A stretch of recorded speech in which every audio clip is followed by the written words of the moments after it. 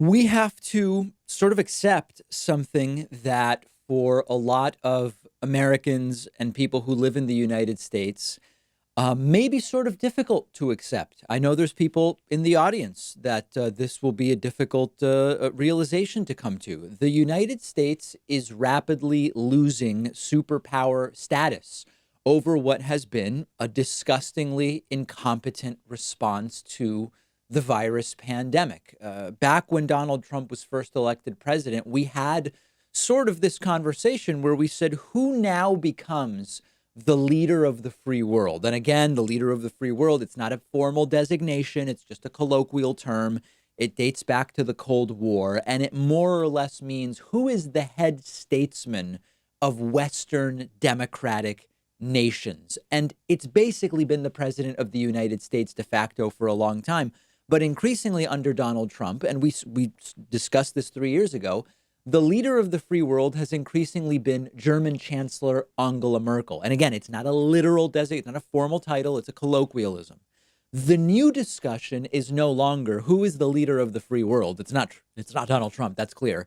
It's more about the US is rapidly losing superpower status over our inability to properly deal with coronavirus and our embarrassing moral failings, which are highlighted every single day by Donald Trump's Gong Show press briefings. We'll talk about that later, where he brags about ratings and brings up religious nuts to speak and praise him, rather than presenting the sort of sober, fact-based information that is being done not just by many of our own governors, but if you look around the world, you see Germany, you see France, you see Canada, and many others. Their leaders are actually doing serious informative press conferences for their populations. The U.S. is losing influence. Trump was slow. Trump was unprepared. Trump was focused on phrases like Chinese virus and bragging about how soon we're going to have zero cases. We now have around 200,000, close to 200,000. Governors can't get the supplies that they need. They're not coming to us for help, meaning other countries. We don't appear to know what we're doing. So why would anyone come to us? Now, Trump insists everyone's coming to us. It's not true. And this perception that you must have American competence if you want to properly deal with a problem around the world, that was a reality for a long time. During a crisis, other countries would say, we've got to be involved with the U.S. Let's get help from the U.S. Let's get guidance. That is fading very quickly in the era of coronavirus. Now, we've already talked about this in terms of climate change. The world no longer comes to the U.S.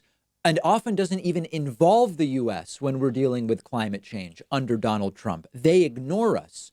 Trump bailed on the Paris climate accords. Trump has loosened emissions law.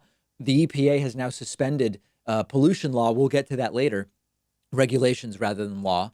And Trump has said climate change is a hoax created by the Chinese. So we're out, right? We are not a superpower when it comes to climate change anymore. Now, on the virus, the decline of the U.S. as a superpower is very, very clear. China is sending ventilators and teams to Italy. They're sending masks to Belgium. Germany has had a plan that has held down the death rate dramatically. Germany was early on testing when it comes to European countries. South Korea mitigated the curve the most powerfully. Remember, South Korea and the U.S.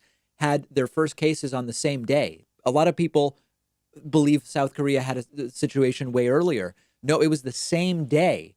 They immediately developed a test. They established fever clinics. They established proactive family quarantine and isolation. We didn't. We're behind the curve. We're the ones who need help from other countries. The U.S. is not the beacon that the rest of the world is trying to emulate on foreign policy. We are not the beacon that the world wants to emulate on dealing with climate change.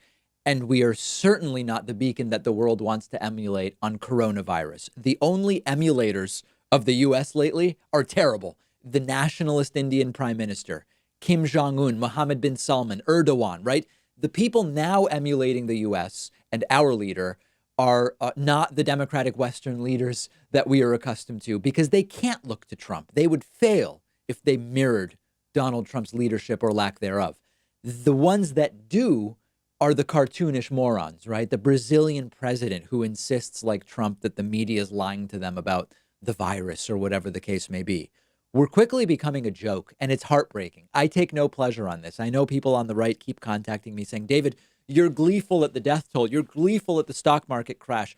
No, no, no, no. It's quite the opposite. It's heartbreaking, and the rapidly climbing death toll is part of that heartbreak. We may quickly have a situation in about 3 to 4 months where the rest of the world starts lifting travel bans, but they have to keep the US banned because we have no idea what we're doing, or at least Donald Trump doesn't. Mexico might all of a sudden say, "Hey, we want to pay for a wall." I'm kidding, right? But in the literal sense, I'm kidding.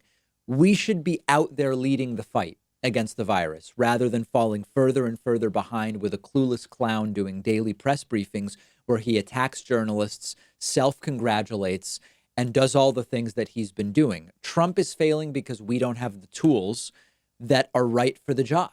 We have a president who looks to bomb things, but you can't bomb the coronavirus. We have a president who thinks of drones. You can't drone the coronavirus. You can't bribe anybody. People need to stay home. We need to proactively secure medical equipment. Trump didn't. We needed to develop a test early. Trump didn't.